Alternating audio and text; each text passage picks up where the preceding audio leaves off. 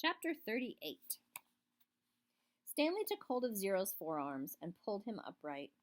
Then he stooped down and let Zero fall over his right shoulder. He stood up, lifting Zero's worn-out body off the ground. He left the shovel and sack of jars behind as he continued up the mountain. Zero's legs dangled in front of him. Stanley couldn't see his feet, which made it difficult to walk through the tangled patches of weeds and vines.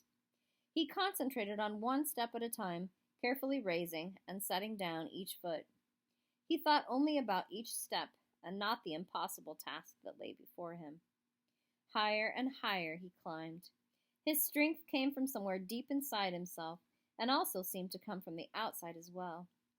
After focusing on Big Thumb for so long, it was as if the rock had absorbed his energy and now acted like a kind of giant magnet pulling him toward it.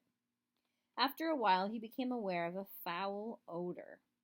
At first, he thought it came from Zero, but it seemed to be in the air, hanging heavy all around him. He also noticed that the ground wasn't as steep anymore. As the ground flattened, a huge stone precipice rose up ahead of him, just barely visible in the moonlight. It seemed to grow bigger with each step he took. It no longer resembled a thumb, and he knew he'd never be able to climb it. Around him, the smell became stronger. It was the bitter smell of despair. Even if he could somehow climb Big Thumb, he knew he wouldn't find water.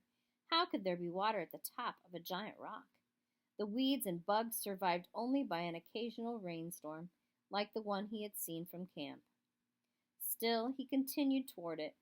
If nothing else, he wanted to at least reach the thumb. He never made it. His feet slipped out from under him. Zero's head knocked against the back of his shoulder as he fell and tumbled into a small, muddy gully. As he laid down in the muddy ditch, he didn't know if he'd ever get up again. He didn't know if he'd even try. Had he come all this way just to... You need water to make mud.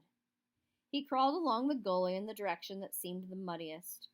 The ground became gloppier. The mud splashed up as he slapped the ground. Using both hands, he dug a hole in the soggy soil. It was too dark to see, but he thought he could feel a tiny pool of water at the bottom of his hole. He stuck his head in the hole and licked the dirt. He dug deeper, and as he did so, more water seemed to fill the hole. He couldn't see it, but he could feel it, first with his fingers, then with his tongue. He dug until he had a hole that was about as deep as his arm was long. There was enough water for him to scoop out with his hands and drop on Zero's face.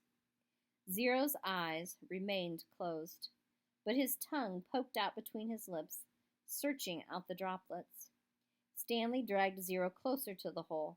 He dug, then scooped some more water and let it pour out of his hands into Zero's mouth. As he continued to widen his hole, his hand came across a smooth, round object. It was too smooth and too round to be a rock. He wiped the dirt off of it and realized it was an onion.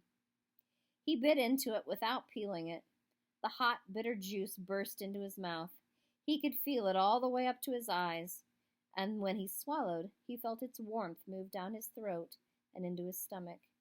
He only ate half. He gave the other half to Zero. Here, eat this. What is it? Zero whispered. A hot fudge sundae.